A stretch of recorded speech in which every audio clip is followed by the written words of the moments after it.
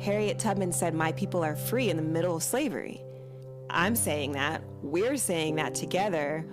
We have access to more than just the power of our individual lives, more than just the power of what linear facts we think have made up our day. We actually have access to incredible power, and power that people have used to do things that are miraculous.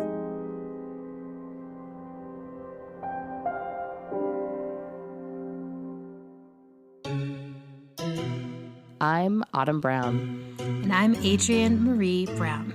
And this is How to Survive the End of the World, our podcast about learning from apocalypse with grace, rigor, and curiosity. In today's episode, we are so excited to bring to you a conversation with our amazing comrade, our inspirational thought leader, Alexis Pauline Gumbs. Alexis is a prolific writer, an inspirational collage artist, a lover, a thinker. She is one of the Black feminist thinkers that I look to most to guide my own thinking, my own process. She has, Me too. And yeah, Adrienne, you too. And she has written so much, but we wanted to highlight a little bit of the work that she's done just by way of introducing her. Her latest publication, Spill: Scenes from Black Feminist Fugitivity, just came out this last year. It's a collection of prose and poetry that is just astounding. She's also the co-editor of Revolutionary Mothering, Love on the Front Lines, which is an anthology of writing from mothers who are mothering on the margins of society. And you're in that. And yes, and I have an essay that's published in that anthology. And she also has a book forthcoming from Duke University Press called M Archive at the End of the World. We'll tell you more about that later in the episode. And among many, many, many projects that she has been the creatrix of, she's the creator of the Black Feminist Breathing Chorus, the Mobile Homecoming Project. She's so much. She's done so much. And I've gotten to collaborate with Alexis many times. She's, of course, in Octavia's Brood and was one of the first people we thought of that had to be in there. And then she and I actually worked together on editing the Octavia Butler Sci-Fi and Social Justice Reader, which was kind of way back at the beginning of pulling these threads together. And we also worked on the Transformative Justice and Science Fiction Reader, which we co-edited with Jenna Peters-Golden and Leah Lakshmi Piepsna Samarasinha. And Alexis is in the Reflections on Octavia Butler's Earthseed Reader, which was basically, when I was 33, I realized that there were 33 Earthseed Verses. Oh, and I was like, okay, let's do this. I think it was 33 or 35 or something. But one of those years I was like, hey, there's this many Earthseed Verses and we should do a reader. And so the Octavia quote I want to uplift today is the one that Alexis chose to respond to. And I want to read you the quote, and then I want to also share with you what she responded. So the Earthseed verse is, to get along with God, consider the consequences of your behavior. And right? I'm okay. Like, and then, okay, I'll think about it. And then Alexis turns around and says, we are the transformation that insurance algorithms cannot anticipate, the ongoing exception. We offer everyday, mundane acts of God. God moves through us. Change moves through us into practice, touching everyone. Every action is divine. Every mistake is divine. When I think of myself as God, a force for change in my own life, or when I think of each of you as God because you have changed my life, the smallest actions shine with significance. Our community is full of a pantheon of gorgeous, messy gods, changing my life and changing everything all the time. And I myself have been both a wrathful and a benevolent God. And this is one of the things I love about Alexis's writing is like the powerful turn of the you when she suddenly turns to the reader, and you're not ever expecting her to turn to you, and then there you are, right under her gaze. Exactly. So like, you can see we are going to take you into the conversation that we had with Alexis. One of the things that we wanted to warn you about as we go into this conversation is that the recording of this conversation is actually lower quality than many of our other recordings have been, basically because we're still learning how to do this and we're newbies.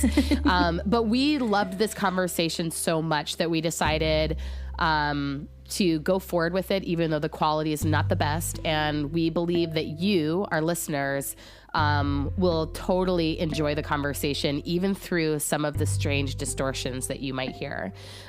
So let's take a listen. So the first question that we wanted to ask you, Alexis, is what did Black feminists have to teach us about how to survive the end of the world? Oh, everything.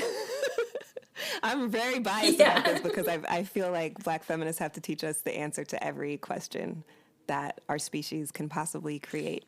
But I believe so much in Black feminism because I actually think that it is the one thing that if we were to get it as a species, like really get how interrelated we are and how complicated we are and how we get to be all of who we are, we don't have to give any of those pieces away.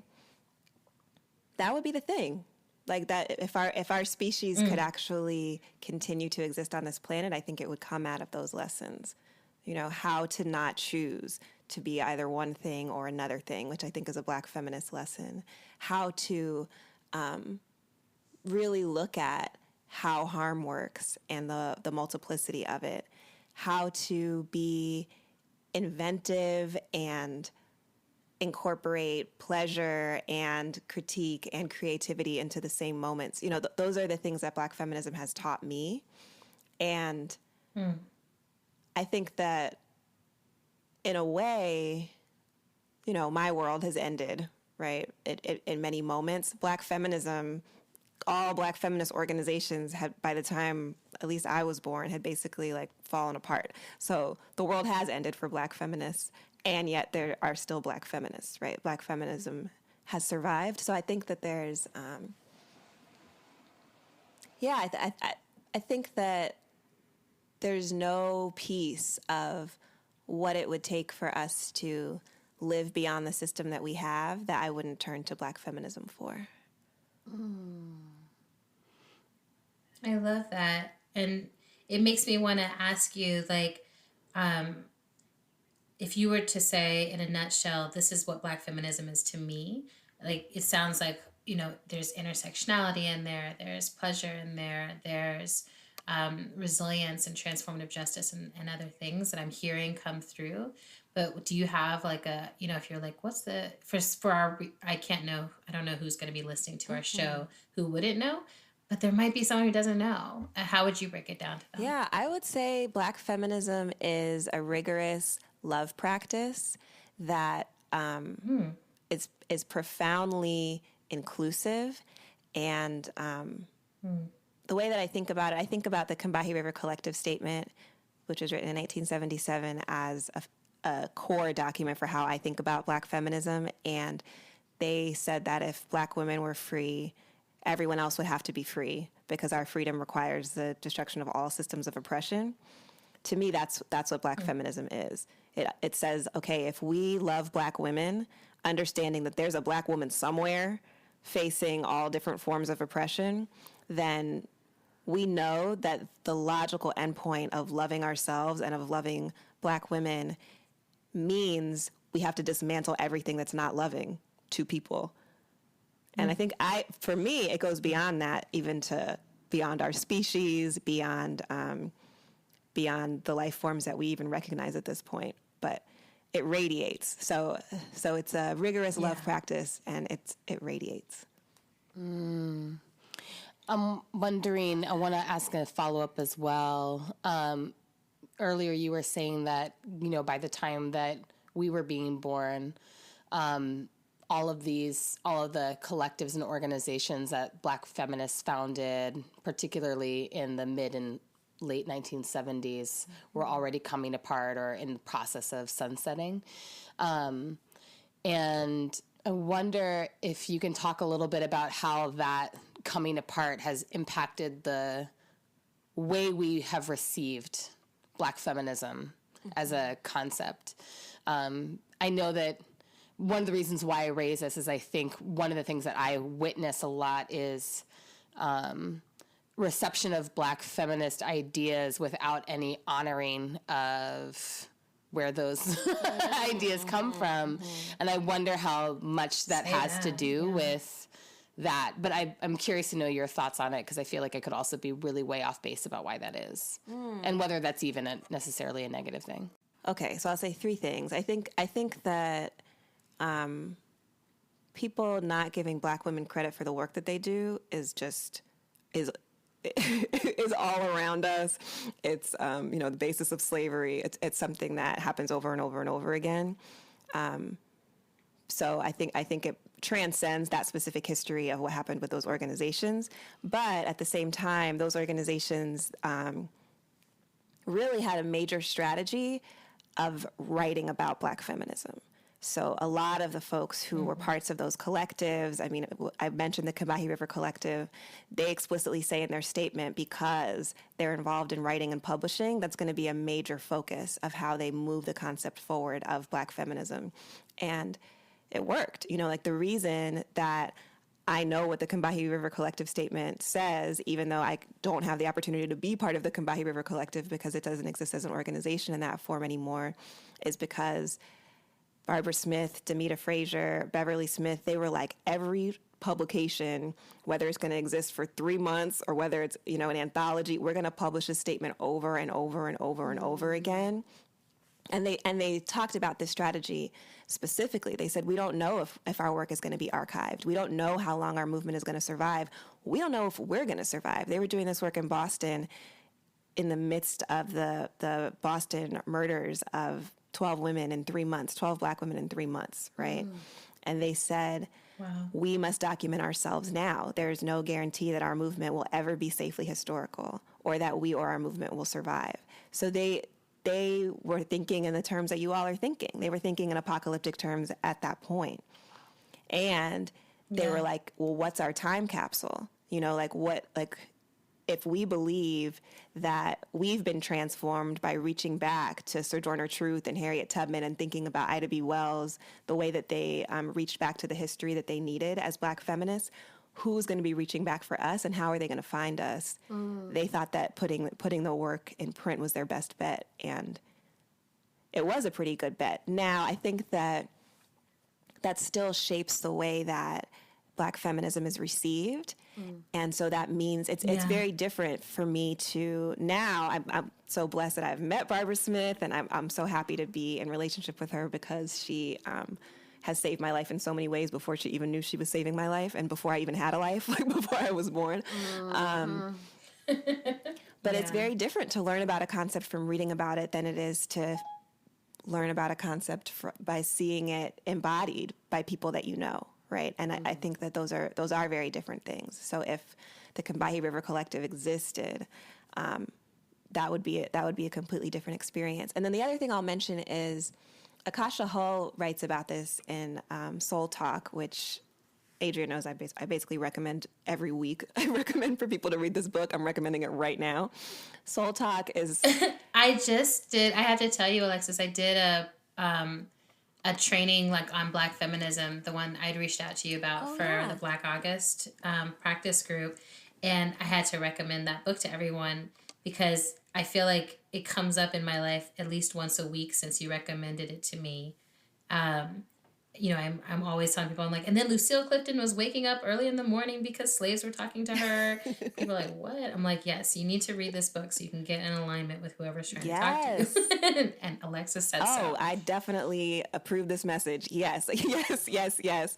So one of the things that Akasha Hull says in Soul Talk is she talks about what happened, right? What happened as these organizations were created? They were coming out of left movements. They were coming out of Black Power and civil rights movements, and they were in the streets, and they were organizing, and the violence, the violence of 1979, the violence of which feels similar to the violence of right now, right? So we're here in Durham, North Carolina.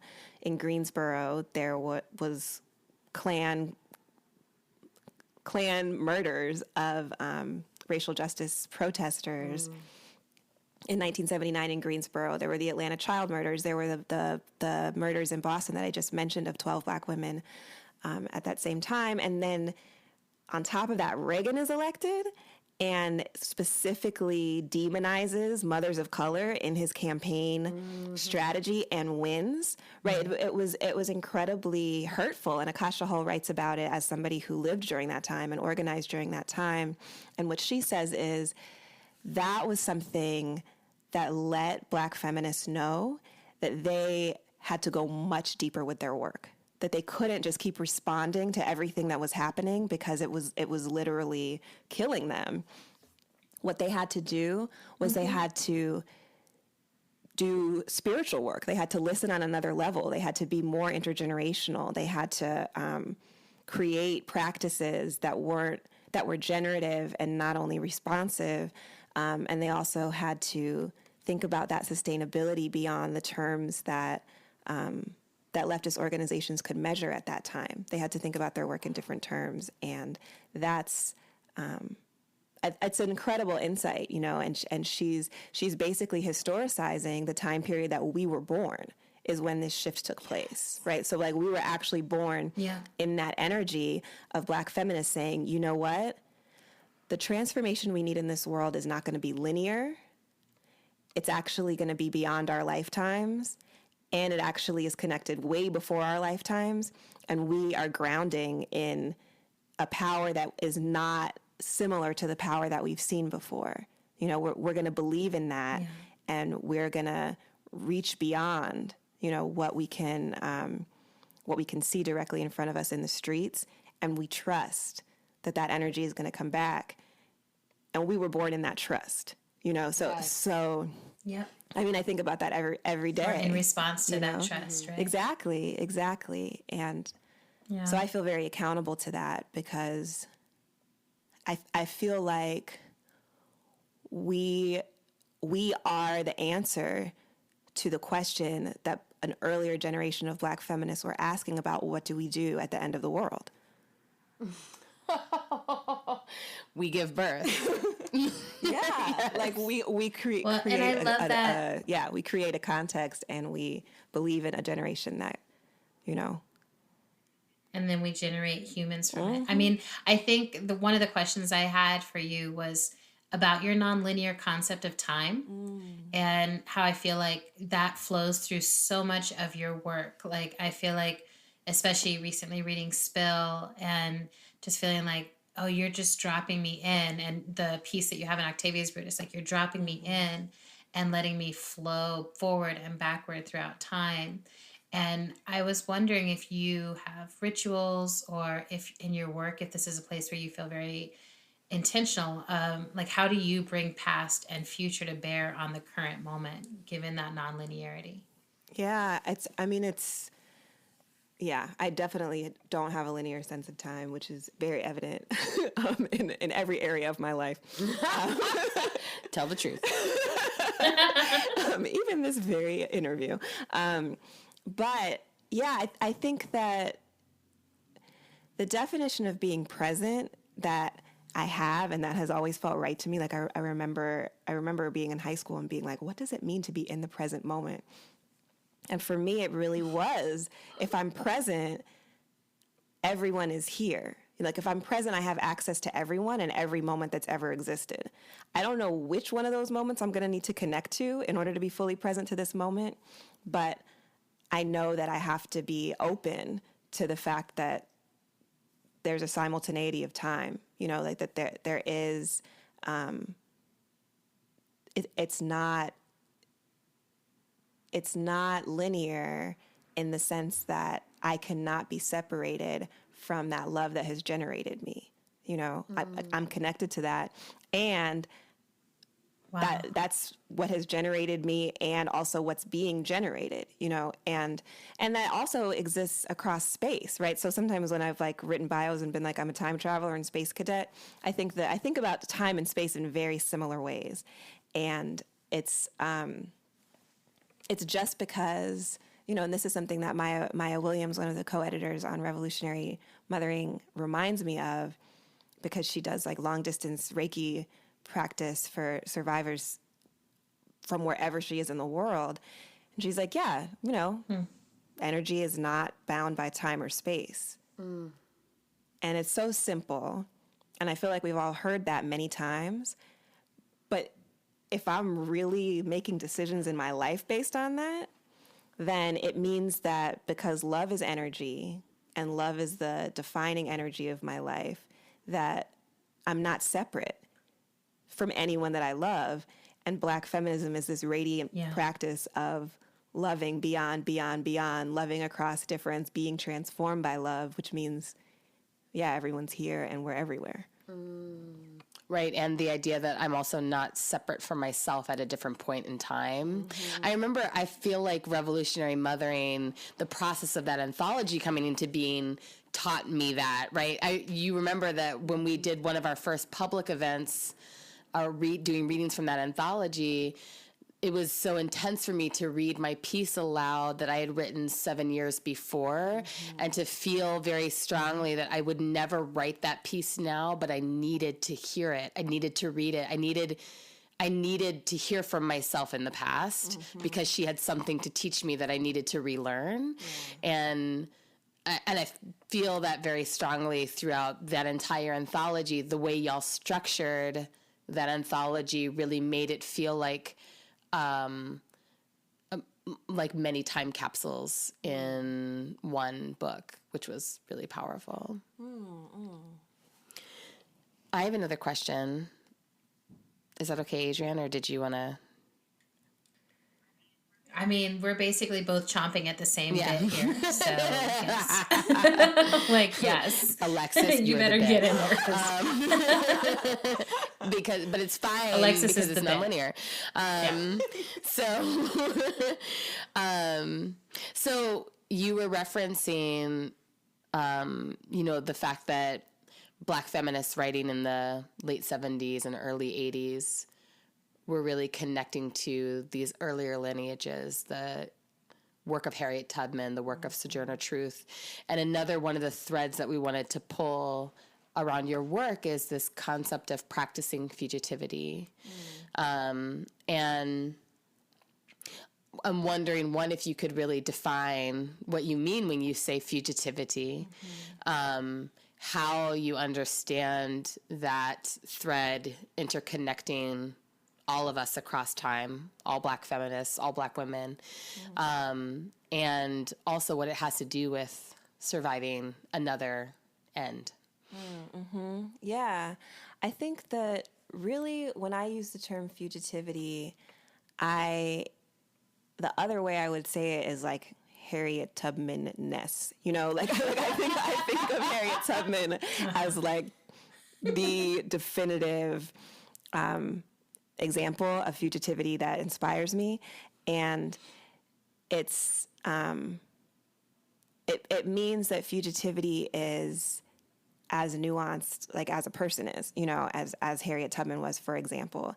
And so Harriet Tubman was fugitive in the sense that she was, you know, in flight, that she was living an existence that was explicitly and implicitly illegal. She believed in her freedom more than she believed in the structures that were incompatible with her freedom. And she believed in her freedom. I love and that. And she acted accordingly, and she invited other folks into that practice of freedom. And so to me, fugitivity is not only the flight, like fugitive flight away and being hunted and chased, which was the case for Harriet Tubman. Mm-hmm. It's also the practice of creating. I don't know what you mean by Siri. I am distracted by another. Hold on 1 second. Hold on. We're gonna pause. Search for it. That's amazing. What? Speaking of, I'm just gonna put this in another room. That's so good. I really love that Siri intervened on us. That? Siri started speaking to us, I think, from Alexis's phone. Like it had made a few of its own like dinging noises and then decided to start talking. Siri was like, did you say fugitivity? Because I hide in everybody's phone. Right. Siri was like, did you say hunted and tracked? Right, we're tracking you right now. Okay, Siri. So not only was Harriet Tubman in flight and chased and hunted, which is an important definition of fugitivity, and I think academically circulates as probably the dominant definition of fugitivity, she also was in the practice of creating communities of refuge and actual life-sustaining. I mean, Harriet Tubman was a person who was an herbalist. She was a person who like baked incredible pies. You know, like she was doing all of these things. Yeah, and she like helped the women who stole themselves, freed themselves from the rice plantations in South Carolina to start their own businesses. Like she was generating what is the life and what are the communities in alignment with the freedom that I believe in, right? And that was a cosmic belief. You know, like for her, that was a belief that was absolutely a spiritual belief, and it was because she believed that she was connected forwards and backwards to forms of freedom that the current structure within which slavery existed was not compatible with, but that structure was more temporary than what she knew, right? And so that's fugitivity. Like to me, if I'm thinking about, I'm not saying that Harriet Tubman was the only person like that either. Obviously, there were many people like that, and that's why we exist, and that's why slavery ended, you know, in the form that it existed at that time. But I think that to simplify, you know, it is Harriet Tubman-ness. It is the practice of refusal of enslavement, and it is also the practice of generating a community beyond ownership, a community that's actually based on the care it takes to be free. Yeah. So beautiful. And I have to ask you to speak a little bit about the Black Women's Breathing Chorus, Black Feminist Breathing Chorus.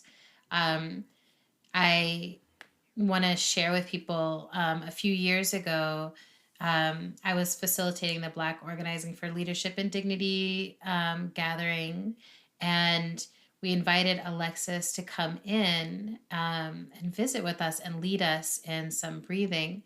And she shared chants with us, Black feminist words that we chanted together. And I was in the group that got Harriet Tubman's chant, Harriet Tubman's words, "My people are free." And we chanted those words. And I think if someone had told me like a moment beforehand, like you're about to time travel and just get ready, you know, I think I would have been like, okay, cool, like that could happen. But I don't know if I would have. And still to this day, I'm like, oh, what happened there? Like it really felt like a transporting into a different time, place, and understanding of how reality works. And I feel like you do that regularly through this Black feminist breathing practice. So can you tell us a little bit about how you knew to focus on breath, and how do we need to breathe right now? What a beautiful question. I think that how I knew to focus on breath is, I love that question. I'm obviously not the first person to focus on breath. We're all breathing. We're all trying to breathe. I think that I want to lift up Ntozake Shange, who writes about combat breathing Frantz Fanon writes about combat breathing, and Lori Carlos, who really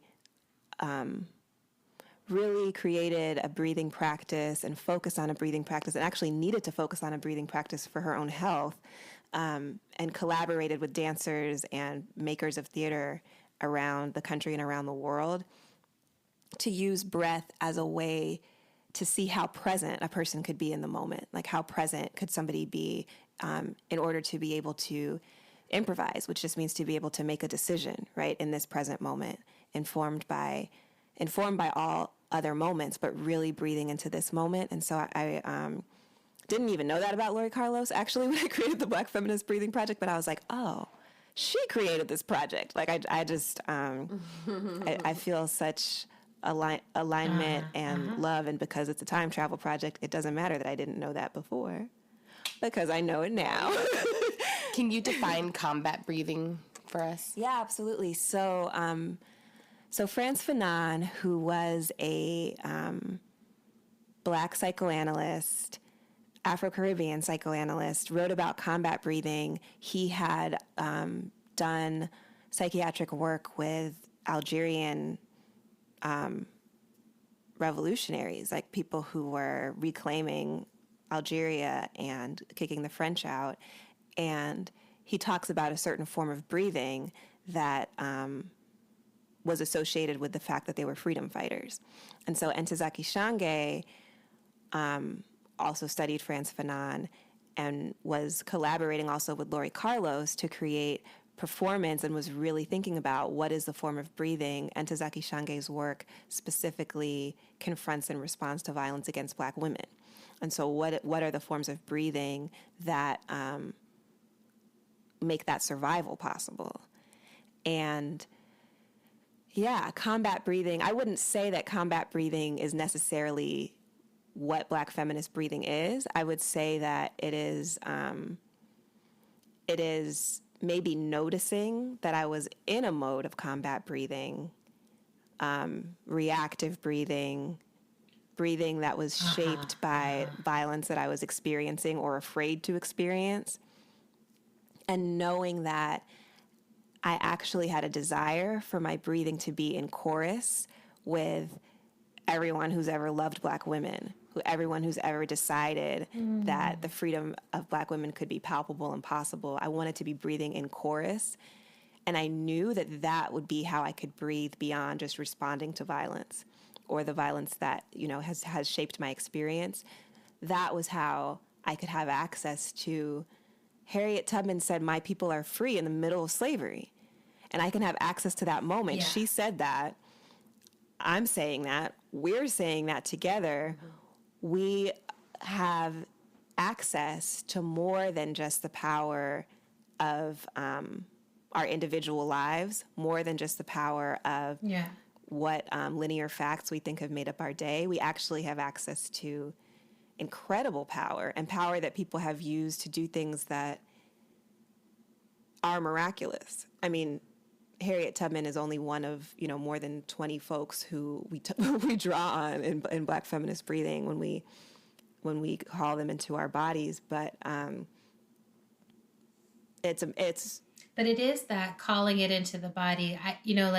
When I think back, it was a life-changing experience for me. And I think it was maybe 15 minutes or something of actual breathing together, maybe. But when I look back, I'm like, oh, I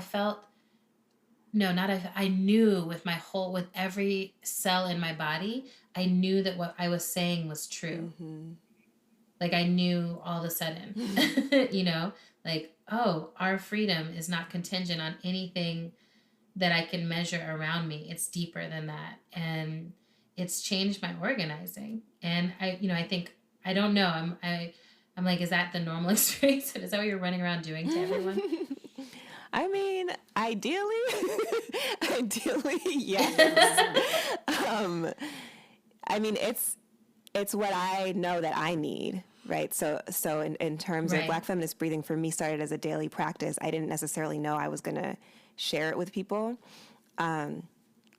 It changed my life, and it was it was incredible, to feel accompanied, to be able to really feel like I was replacing in my body on a physiological level the pre-existing physiological impact of negative messages and internalized oppressive messages that were in my body.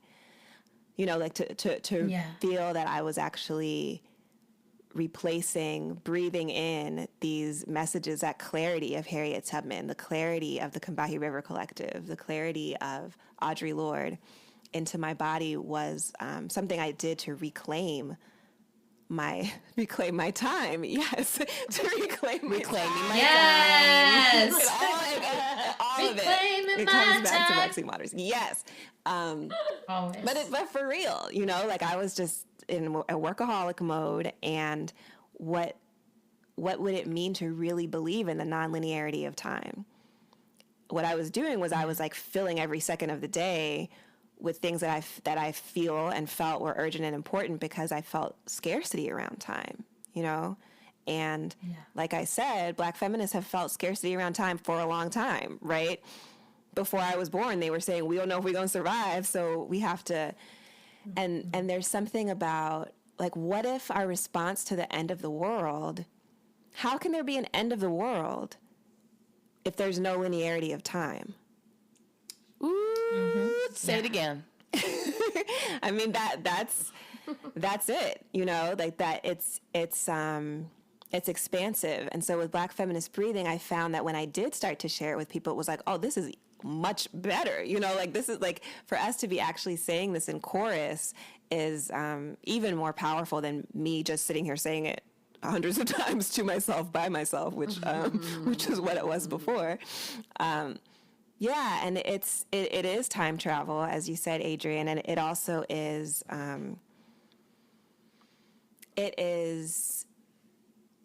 it's a way to make physical and audible what I think is the case all the time. Like that energy is once Harriet Tubman said what she said and did what she did, that vibration exists. It can never be undone. Right. It can never be taken away, which means that we have access to it in some way. Yeah. And so and to the dreams that led for her to know exactly that, right? Because I think that's one of the things I'm like, oh, there's some dreams maybe that are private or that get lost or that are random. And then there's some dreams that you wake up and you can't forget and you turn into the phrase or the book or the poem or the podcast or, something that is like, okay, this, I need to bring this dream out further into the world. And just think you're so great at doing that. Oh, as are you. I mean, you've done that, right? You've created songs for our whole movement, out of your dreams and, waking up and trusting the knowledge that you wake up with. I mean, I think that's incredible. And those are technologies, speaking of like technologies to face the end of the world those are technologies that we need in order to remember what is already the case. That's what the song does. It brings us into alignment with that vibration. That's what the chant does. Absolutely. So you were just saying that once Harriet Tubman said that vibration was in the world, and that's as true of the suffering she experienced. And one of the things I think we've been trying to delve into in this podcast is how we're navigating the grief and suffering that we are experiencing currently, knowing that we're also in the grief and suffering of our ancestors. And one of the last times that you and I were together, you were telling me about this work you were doing around sound and ocean, or writing, I think you were doing, around sound and ocean, and the fact that, sound stays in water for an incredibly long time, meaning that there are still sounds in the water from 400 years ago. And I wonder if you could talk a little bit about that work, that writing, that thinking, and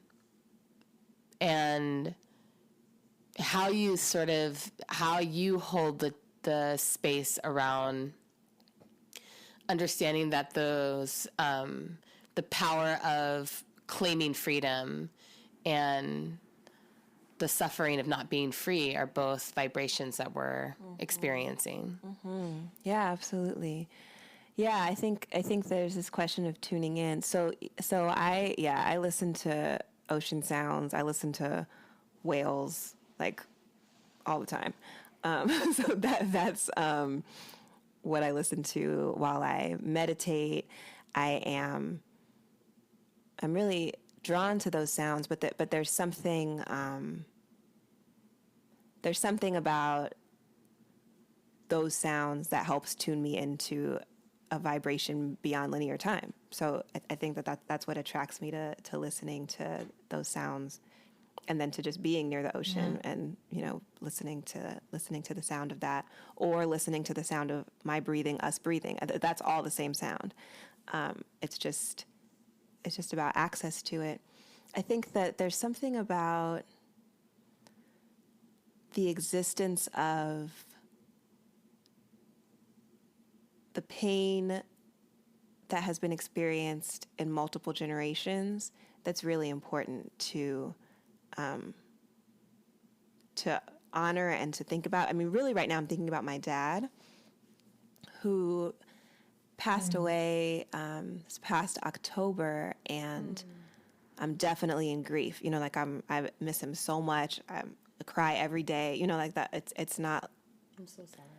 Yeah, and it's an honor to love someone that much, and it's an honor to be loved so much, that Yes. missing and loss of physical presence is as palpable and transformative as it is, and it is absolutely transforming me, and it's a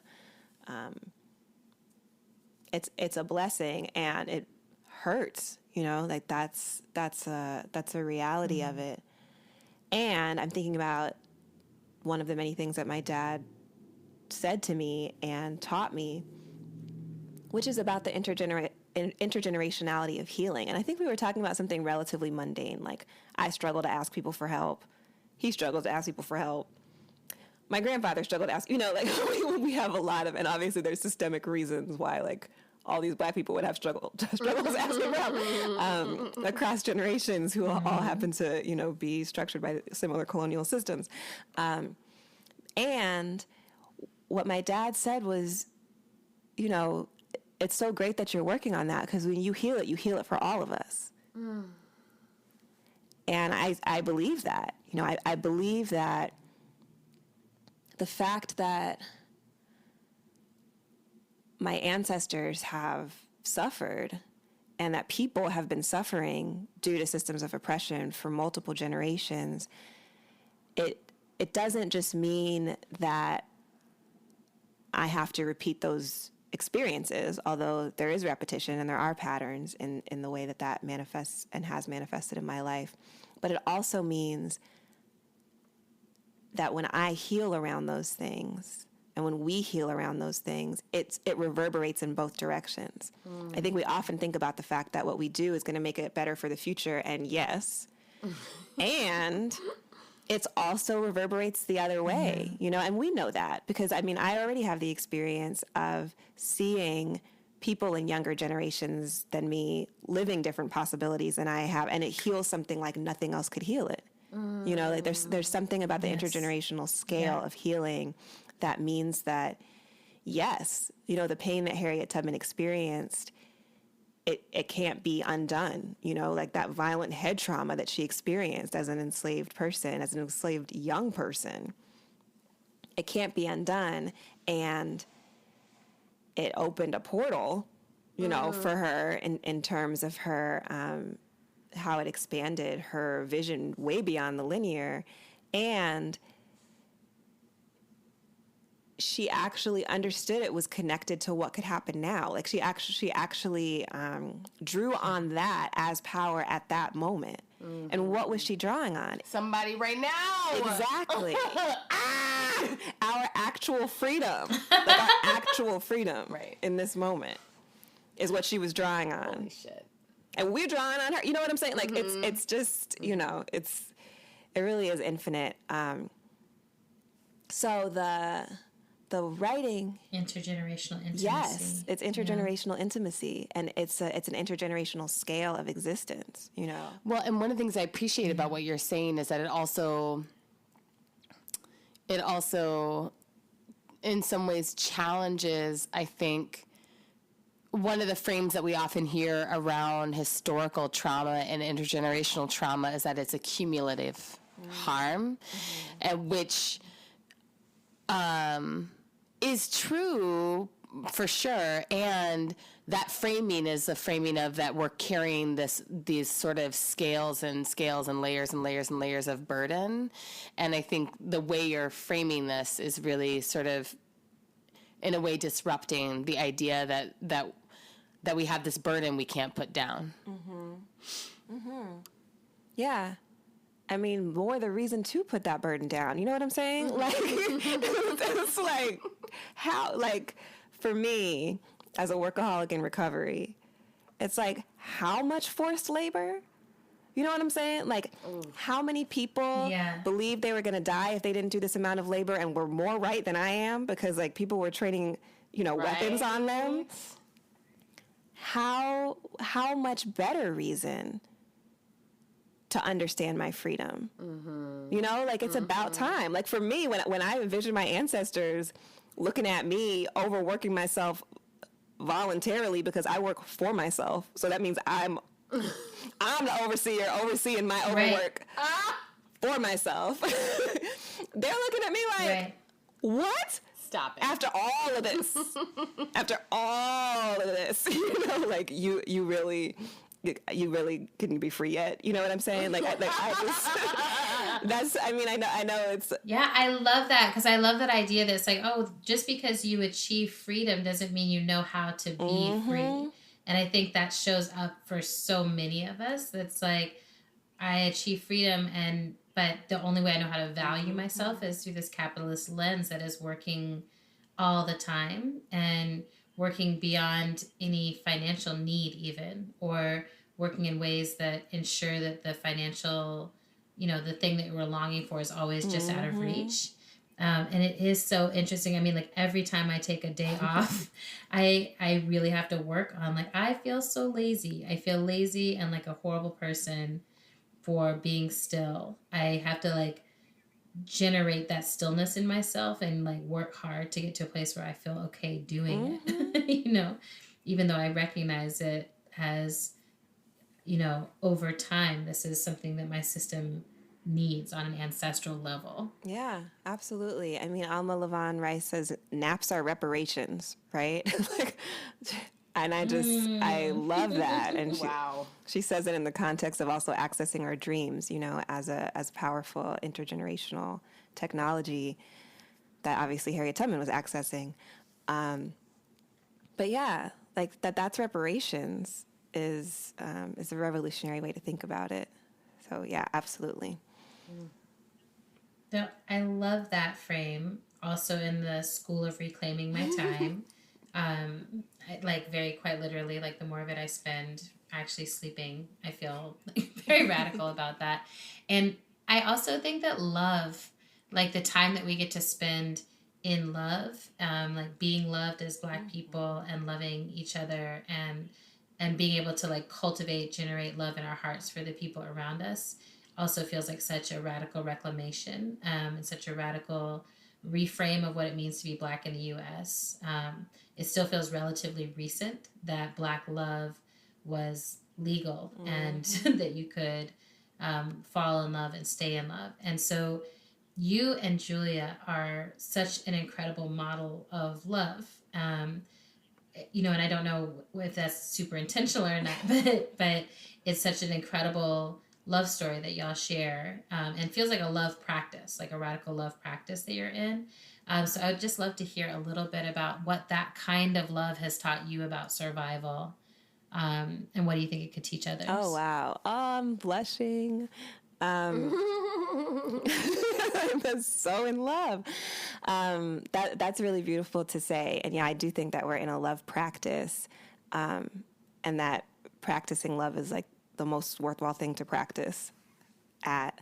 And yeah, it's taught me, I mean, being profoundly loved has taught me, I feel like it's taught me everything that I now know. You know, like I don't know if I could have been sure that I knew that I really knew anything. I mean, that's deep to even say in this moment.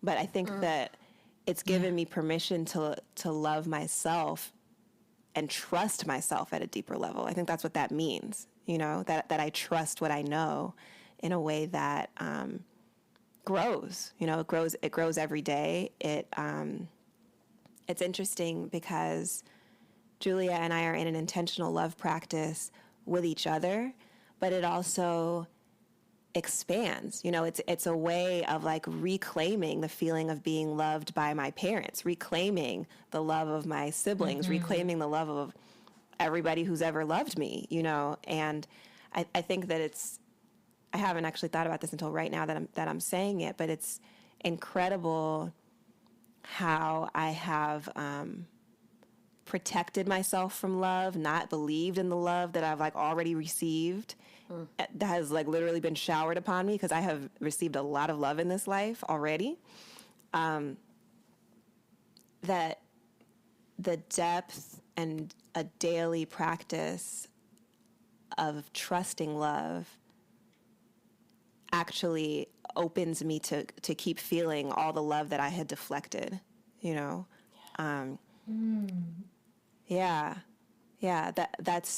That's one of the major gifts. And then it's also understanding that love is a practice is profound. I mean, it's empowering, because it's not like, well, maybe love will be here or it won't. Hope it is. You know what I'm saying?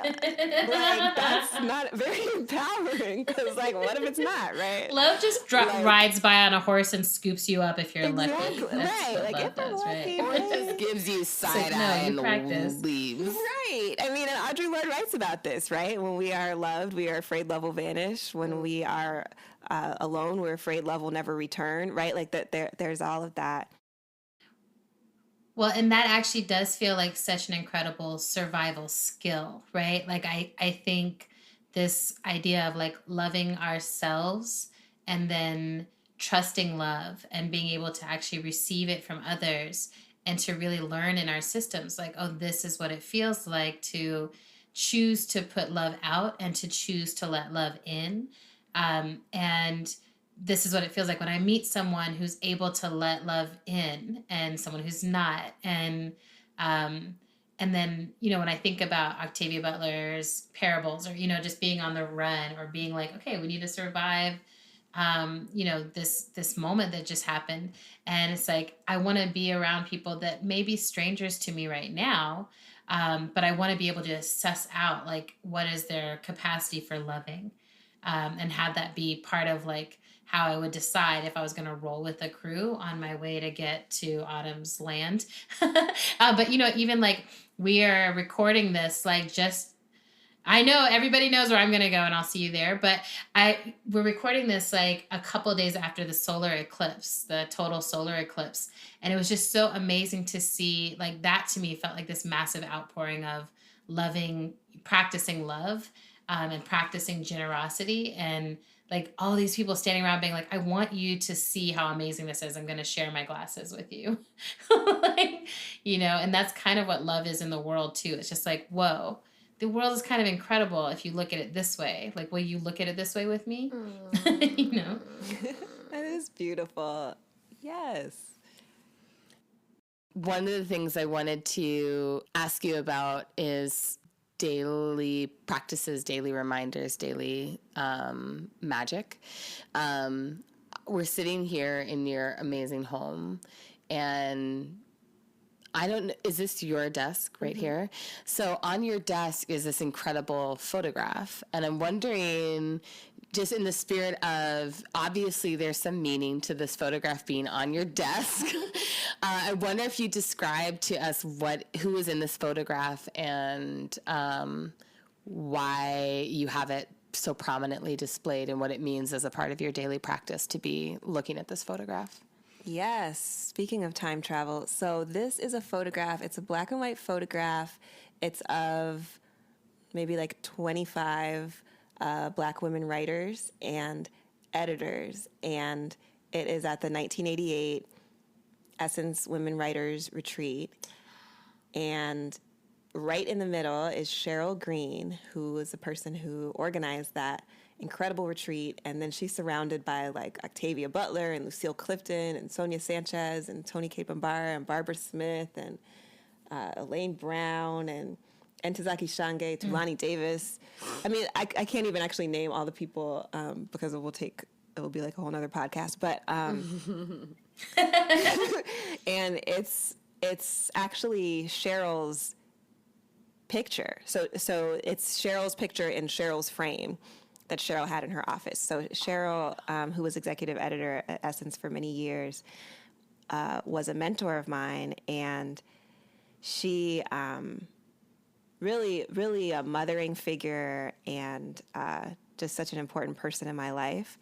And honored to also have been her literary executor, and her papers are at Emory University. Everybody should check them out if you want to know anything about like basically any Black cultural movement that has existed within the last 8 decades. Check out Cheryl Green. But so I have Cheryl, who's a mentor to me personally, and then all of these other women who are Black women writers and activists who have inspired me and made me possible with their work. They're looking at me. I understand them to be looking at me, and I'm looking at them as I do my work. So it is a physical. It's just a physical representation of what is true, I'm never doing anything outside of the context of this movement. Of course, it's not only the women who were at that retreat that are part of that movement, of course, right? And I've named many women who were not at that retreat during this conversation. But the fact that it's a group of them and it's a collective is very important to me. Mm-hmm. The fact that they have just had like the most amazing beach weekend of Black women writer awesomeness, like in the Bahamas, is important also, that radiance and pleasure and love and their support for each other, is important too, because we're in my office right now, but usually I'm just in here, and I'm doing the individual things. Like when I'm sitting in the office, I'm doing the things that could feel individual. They're not really individual. But to remember that, it's like I'm surrounded by Black women writers at all times, even right now when I'm sitting at my computer, possibly just responding to emails. You know what I'm saying? I better respond to these emails like somebody who understands that there has been a Black women's writing revolution and a Black feminist movement. Yes. Raising the bar on email response and auto replies for that matter. Auto replies. That's why I gotta have an auto reply, because I gotta respond to the emails like, as part of this legacy. Just like you are writing to someone at whom Lucille Clifton is looking right now. So I love that as a practice. Yeah, that's incredible. Thank you for being willing to share that practice with us. So if people want to learn more about your work, where should they go? And can you mention a little bit about the next book project that emerged from the evidence story? Yes. In that answer? Yes. Also say what evidence story is, just because not everyone has read the thing that they should have read before they started listening to this podcast. Pause the podcast right now. Okay. So I was so honored to be included with both of you and with you and Walita's leadership, Adrienne, in Octavia's Brood, science fiction stories from social justice movements.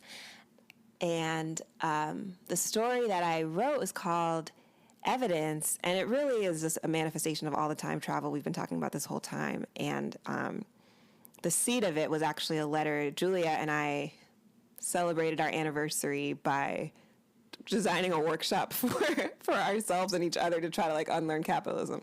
This is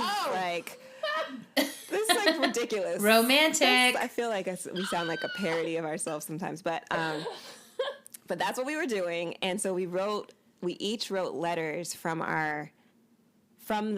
ourselves post-capitalism to our current selves as part of that process. And that letter is actually in the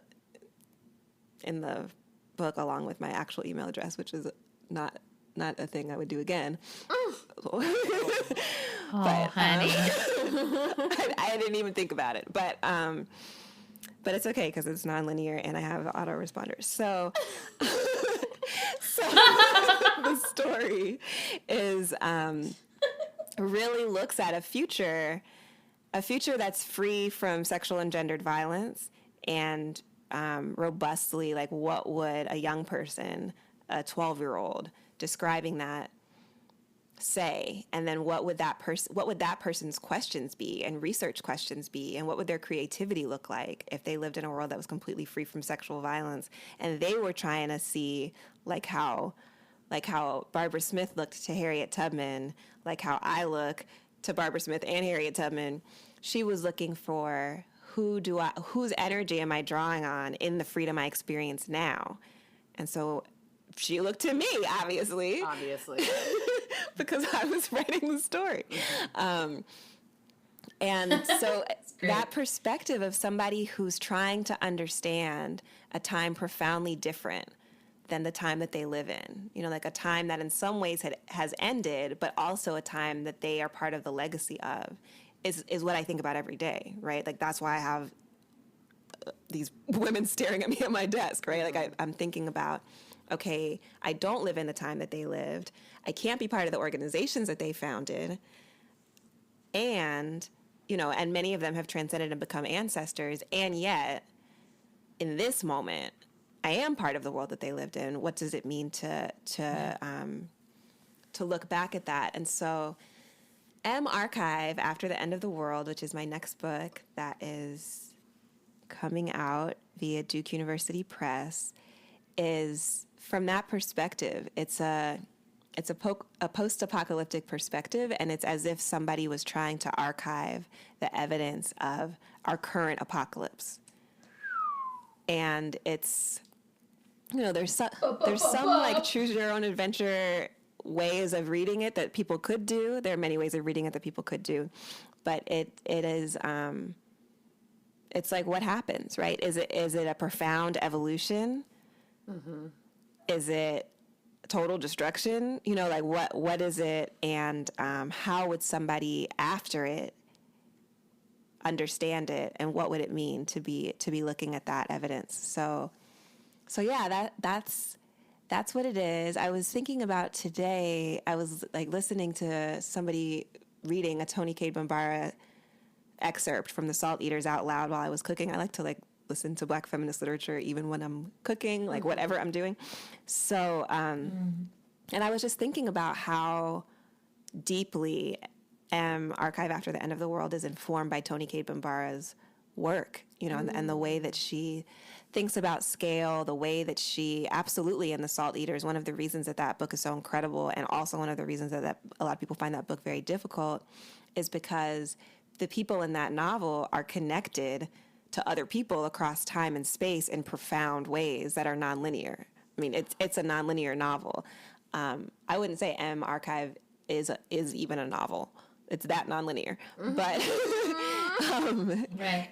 But it's actually like if you were looking at these material artifacts and helping to sort them, and they're somewhat sorted, but like you're putting them in order potentially. You're evaluating them.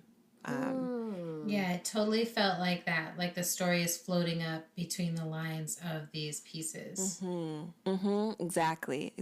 So it's interactive in that way. To me, it's like a book version of the types of experiences, workshops, ceremonies that I like to facilitate. It's something that really invites everyone in, and also it's very much generated out of deep intimacy. Speaking of intergenerational intimacy with the work of incredible Black feminist, transnational Black feminist theorist M. Jackie Alexander. She has a book called Pedagogies of Crossing, where she also reimagines the apocalypse. Maybe she could be on this podcast one day. That would be amazing. And she really just like completely reimagines the Middle Passage and writes about how we're always in the moment of crossing, like just trying to communicate with each other, or just like moving through the day, like we're in crossing, you know, and we're moving energy, and that is it's connected to that moment in a way that is sacred.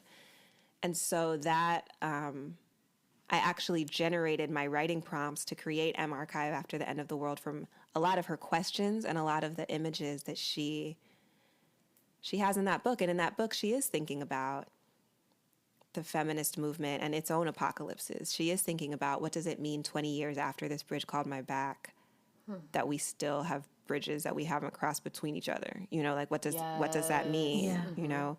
And so when I looked at those questions, it took me to like a post-apocalyptic future, right? Like when I looked at those questions, it was like, whoa, you know, it really took me to a place where it's like, what, beyond the definition that we have right now of the human, what are our relationships? How are we related beyond what we even understand the species to be right now?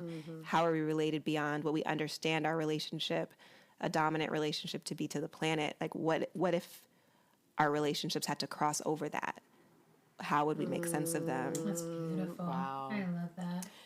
I can't wait to read that. When's it coming out? It's available for pre-order right now. Really? Really. And supposedly the page proofs are coming like next week. So yeah, it's on its way. Wow. Yeah, and thank you. And thank you, Adrian, for your support and being an early reader of it, and for, you know, making a space for evidence to exist as a short story and then like bloom and grow in the ways that it has. And Well, you know, it feels like so full circle here, because Autumn is such an important influencer of my obsession with Octavia Butler. Like Autumn was, you know, like I had read her, but I feel like Autumn was one of the first ones to start diving in and be like, there's scholarship to do here. And so it feels very full circle right now to be having this conversation with both of you. Oh, thank you, Adrian. Non-linearity of time, like we've always been moving towards this conversation. Yes. So Yeah, we've always been in this moment. yes.